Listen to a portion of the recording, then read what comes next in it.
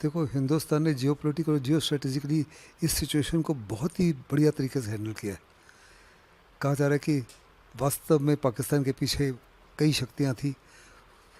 Openly तो शायद उसको सिर्फ दो देशों ने सपोर्ट किया या तीन देशों ने, चाइना ने, टर्की ने और अजरबैजान ने। बट उसके पीछे शायद डब, डबल फेस अमेरिका का भी था, और इसमें मेरे को किसी प्रकार का कोई शक नहीं। लेकिन हिंदुस्तान ने साफ तौर पे कहा है कि अगर आपकी तरफ से किसी प्रकार की कोई हरकत हुई, एक गोली चली या कोई शेलिंग हुई या किसी स्कूल के ऊपर अटैक किया या कोई हैकिंग किया या कोई ड्रोन आया हिंदुस्तान की तरफ, तो हम हर प्रकार से आपके खिलाफ इससे भी बड़ी कार्रवाई करेंगे। और मुझे नहीं लगता कि पाकिस्तान मौका देगा हिंदुस्तान को, क्योंकि इस समय पाकिस्तान कम्प्लीटली वल्नरेबल है। उसके एयर बेसिस कम्प्लीटली ख़त्म हो चुके हैं, एयर डिफेंस ख़त्म हो चुके हैं, और वो एक किस्म से कम्प्लीटली नंगा है। और ऐसे में हिंदुस्तान उसको कम्प्लीटली डिवास्टेट कर सकता है। उसकी जो न्यूक्लियर शक्ति है वो भी शायद ख़त्म हो चुकी है।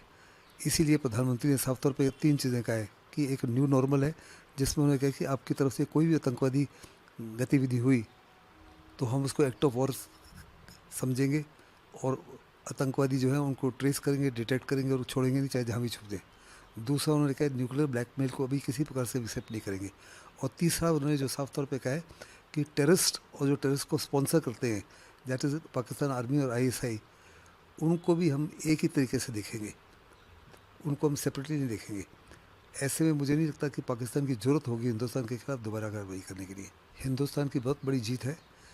ये जवान जो है इनएडवर्टेंटली इसने बॉर्डर को क्रॉस कर लिया था। ये 22 दिन के बाद इसको छोड़ा गया है, और इसको छोड़ा इसलिए गया क्योंकि पाकिस्तान को जिस माफ़ी की हिंदुस्तान ने सजा दी है, जिस माफ़ी का पनिश किया है, हिंदुस्तान ने डिप्लोमेटिकली शायद पाकिस्तान को बता दिया होगा अगर इस जवान को नहीं छोड़ा गया तो हम बड़ी कार्रवाई कर सकते हैं। अगर आपको याद होगा, जब अभिनंदन को पकड़ा था तो उस समय भी हमारे प्राइम मिनिस्टर मोदी जी ने साफ तौर पे कहा था कि if you don't leave him with in 48 hours, हम डिवास्टेट कर देंगे आपको। मुझे लगता है इसी माफ़ी कोई मैसेज दिया होगा, और पाकिस्तान ने उसको बाइज़्ज़त अटारी बॉर्डर पे छोड़ दिया।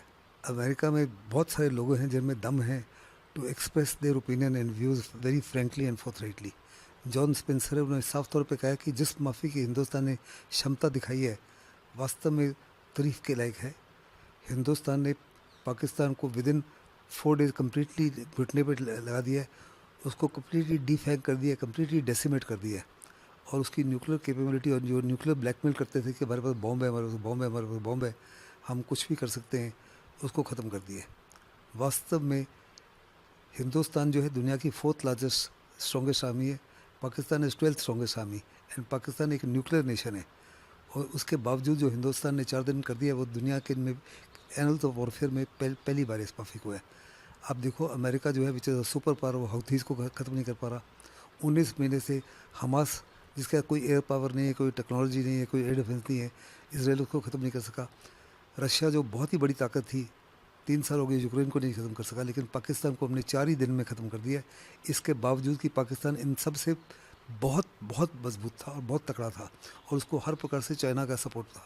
उसके बावजूद with in a matter of 4 days India ने कम्प्लीटली उसको डिवास्टेट कर दिया। देखो, जहाँ तक सेना का मनोबल है, कोई पॉलिटिकल पार्टी जो है या कोई फॉरेन एजेंसी तोड़ नहीं सकती।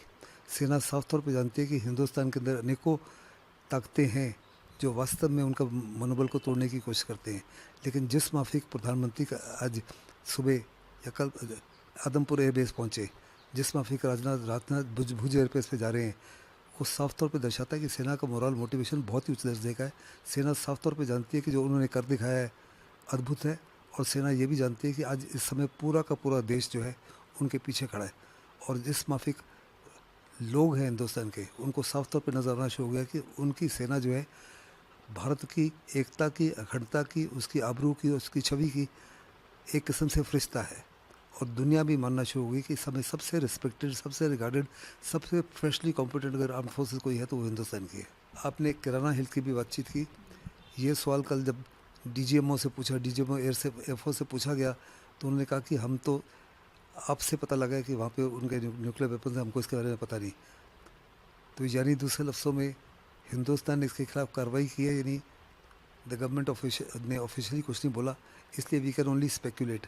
लेकिन कुछ लोग हैं, फॉरेनर्स जो हैं, जिन्होंने जो जिन्होंने 400 से 500 से ज़्यादा किताबें लिखी हैं एयर वॉरफेयर वगैरह, उन्होंने साफ तौर पे कहा है कि किराना हिल में अर्थक्वेक आया विच रिक्टर स्केल के ऊपर 4.0 था, और चिगाई हिल्स में एक और अर्थक्वेक आया जिसका 5.7 था। वो दोनों जाहिर करते हैं कि वहाँ पे ब्रह्मोस की स्ट्राइक हुई है टनल के एंट्रेंस के ऊपर, और रेडिएशन शुरू हो गया है, और वहाँ के अंदर की जो उनकी मिसाइलें और बॉम्ब्स रखे हुए हैं पिछले अगले 1000 साल तक उनको टच नहीं कर सकते। यानी दूसरे लफ्ज़ में पाकिस्तान की जो न्यूक्लियर कैपेबिलिटी है वो कम्प्लीटली इंडिया ने डिमोलिश कर दी है इन दिस स्ट्राइक।